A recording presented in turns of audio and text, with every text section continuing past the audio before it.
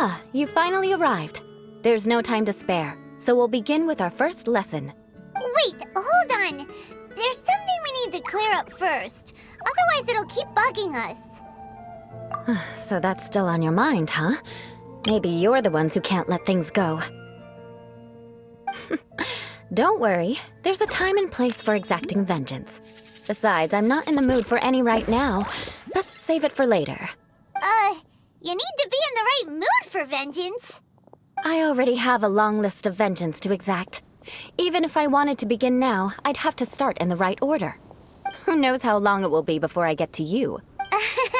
Well, if you have so much to take care of, wouldn't it just be easier to give us a clean slate? Absolutely not. Stealing my targets, calling me a ruthless ruler, and suspecting my uncle. All worthy of vengeance in my eyes. But you needn't worry, at least not whilst we're investigating this matter. I'm sure you're familiar with the phrase, a man of moral integrity fears no slanderous attack. If Uncle Schubert didn't commit any wrongdoing, then any such investigation will prove fruitless. But if he did commit a wrongful act, then he should bear the full punishment. I'm sure you understand.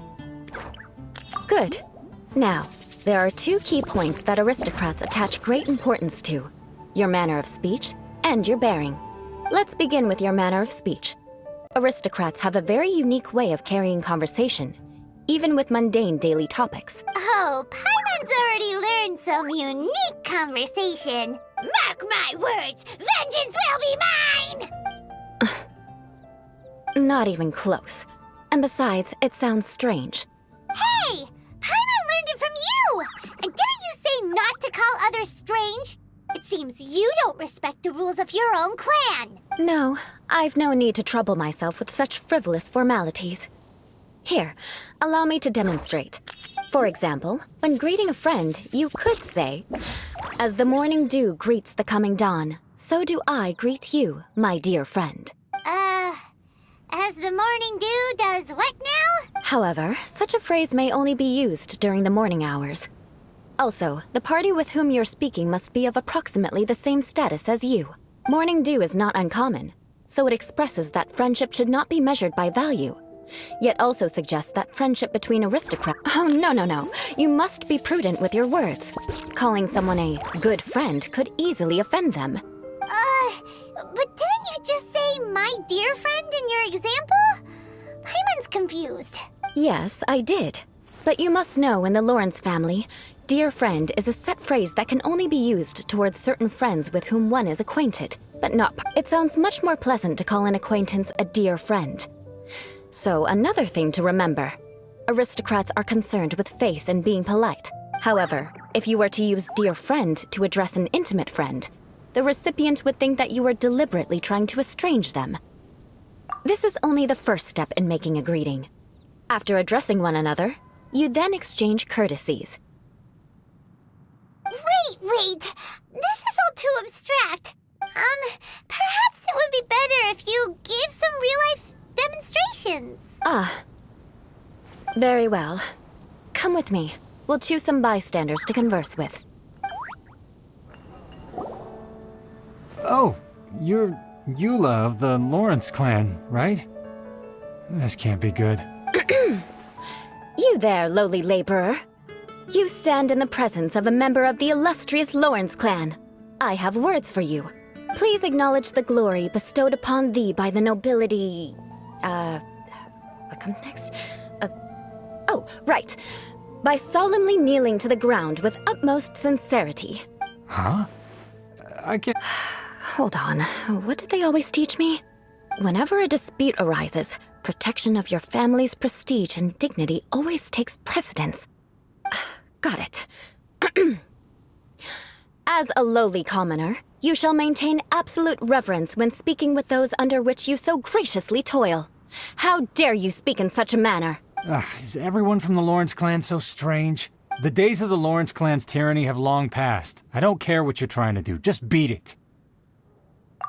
Like I said, I don't care what you're doing. I have nothing to say to any member of the Lawrence clan. And here's a word of advice. I wouldn't be caught dead walking too closely with any one of their like in Monstadt. If that's all, I'll be going. I'm afraid I won't be able to control myself if we talk any longer. Hey! leave! Halt! Ugh, mark my words, vengeance will be mine! Wow, the Lawrence name really does carry a terrible reputation. Never mind him. I could have predicted as much. Let's find someone else.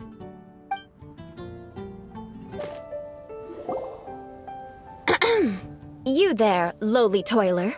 You stand in the presence of a member of the illustrious Lawrence clan. I have words for you. Please acknowledge the glory bestowed upon thee by the nobility, and solemnly kneel to the ground with utmost sincerity. Huh? Why don't you respond? According to the custom, I must wait until you kneel completely before I can say the next words. Right. I mustn't look at you too long, or I'll be drawing more attention to our difference in status. Oh dear, I've already stared at you for quite a while.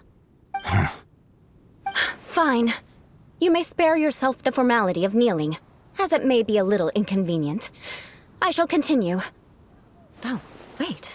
I think there's a line for people with rude attitudes in this situation. Hey, stop bothering me or else I might say something you wouldn't like to hear. Then again, I've got no words for anyone from the Lawrence clan. Again? What's with this attitude? Yes, I don't think his attitude will change. If I keep grandstanding like this, the outcome won't be good. Let's try to find someone else to talk to. I'll remember your unwillingness to comply. Mark my words, vengeance will be mine. Listen, I have no idea what she's trying to do, but trust me, you two should just keep away from her. You there, lowly worker. Yeah, I've already heard it all before. Look, just spare me the time. Our answer's always the same.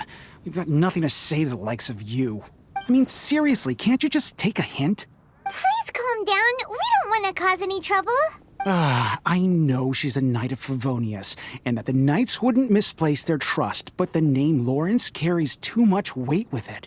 Even to this very day, the descendants of the Lawrence clan are still scheming to reclaim Monstadt and reinstate their aristocratic rule. And if that wasn't enough, here you are purposefully using their awkward way of speaking just to put on an act?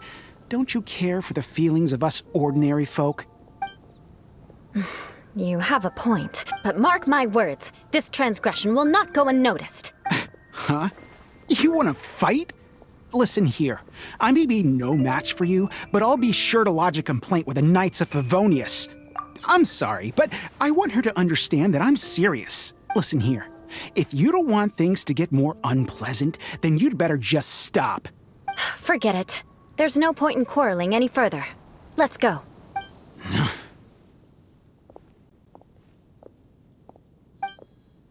This happens quite often. Let's find someone else to talk to. Paimon thinks we've seen enough now. Let's just stop. Actually, Paimon thinks we should apologize for asking you to demonstrate for us. We had no idea the feelings between the Lawrence clan and the people of Monstadt were so bitter. What can we do? The Lawrence name is already a dirty word among every household in Monstadt. Even 3-year-olds know the story. I see this kind of attitude all the time. Don't worry. What with me being a Knight of Favonius, they're usually willing to speak a few words with me. Perhaps my aristocratic manner of speech provoked them today. Believe me, it's not a big issue. So this is the way things are normally for you? There's no need for them to direct their anger at you personally. That's the way things are. Perhaps it's just fate for those who have made mistakes. Accepting punishment is only fair, right? But when your family has committed atrocities, I'm afraid there's no easy path to reconciliation. As memories are carried in the city breeze, the faults of such grievances are passed from one generation to the next. It is now my turn to bear this burden. At least I have a means of living a relatively normal life compared to the elders of my family. I have nothing to be discontented about. Yeah, why were you so willing to try and demonstrate for us? Oh, that reminds me. That last person will not escape my vengeance either. Let's leave it at that. Just think of it as something I like to do. But unfortunately, you probably didn't learn much from those conversations. It seems we have no other choice but to find more people to talk to. No need! Besides, the Traveler's pretty sharp, and nothing gets in our way on an adventure. Paimon thinks we got the gist of it now. Right? Right? We'll just have to roll with it for now. Let's just keep Eula from getting anyone else riled up. Well then, I'm glad you learned something. You're already halfway toward mastering aristocratic conduct. A proper manner of speech is more aesthetic than anything else. It stems from their taste for refinement. But we must also practice your bearing. I have a very effective way of training for this. Come with me to Dragonspine.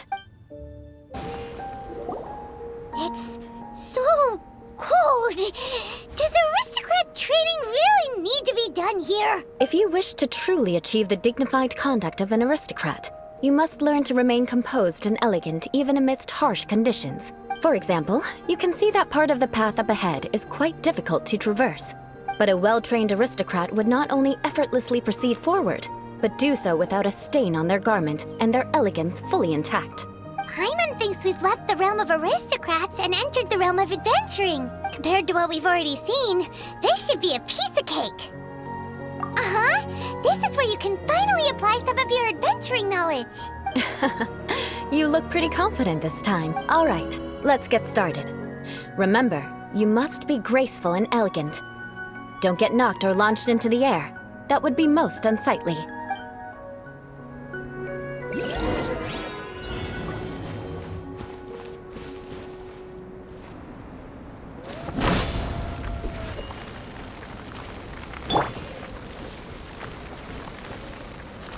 Leave it all to me. Yeah!